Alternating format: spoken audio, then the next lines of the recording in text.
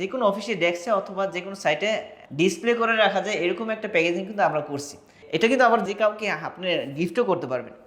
So এটা কিন্তু আপনার অফিসের জন্য, অফিস এনভায়রনমেন্টের জন্য, অফিস নিজের পার্সোনালিটির জন্য কিন্তু আপনার খুবই চমৎকার একটা জিনিস। আসলে দিন শেষে কিন্তু আমরা যদি সুস্থ না থাকি তাহলে কিন্তু সবচেয়ে বড় নিয়ামতটাকে মিস করলাম আর কি। আল্লাহ তাআলা যতগুলো নিয়ামত দিয়েছেন এই নিয়ামতগুলোর মধ্যে সর্বশ্রেষ্ঠ নিয়ামত হচ্ছে সুস্থতা। তো সুস্থ থাকার জন্য তো আমাদের কিছু করা দরকার, কিছু খাওয়া দরকার। হ্যাঁ, ভালো ভালো জিনিসগুলো খাওয়া কনজিউম করা দরকার। এই জন্য এটা হচ্ছে সুন্দরবনের মধু। হ্যাঁ, আর এটা সুন্দরবনের মধু।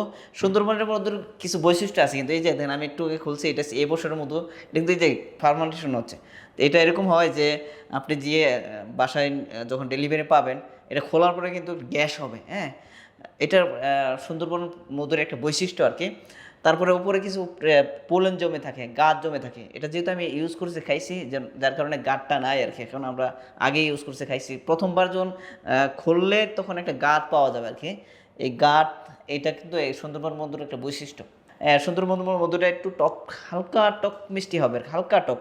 সুন্দরবনের মধুটা হচ্ছে কি আপনার এটার মধ্যে নেকটারগুলো মিক্স থাকে আর কি। হ্যাঁ, বিশেষ করে খলিশা, গরান, বাইন, হ্যাঁ, কেওড়া, এই সমস্ত ফুলের নেকটারগুলো থাকে আর কি, যার কারণে হালকা একটু টক টক লাগবে আর কি। সো এটা আপনার অফিসের জন্য, অফিসের সৌন্দর্য বানানোর জন্য, অথবা কোনো মেহমান টেমান আসলে চা চা দিয়ে খাওয়ার জন্য, আপনি নিজে চা দিয়ে খাওয়ার জন্য সুন্দরবনের মধুটা সংগ্রহ করতে পারেন আর কি।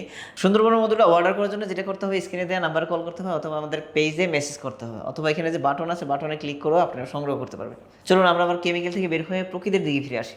সুস্থ থাকুন, ভালো থাকুন প্রকৃতির সাথে। জাযাকাল্লাহু খাইরান।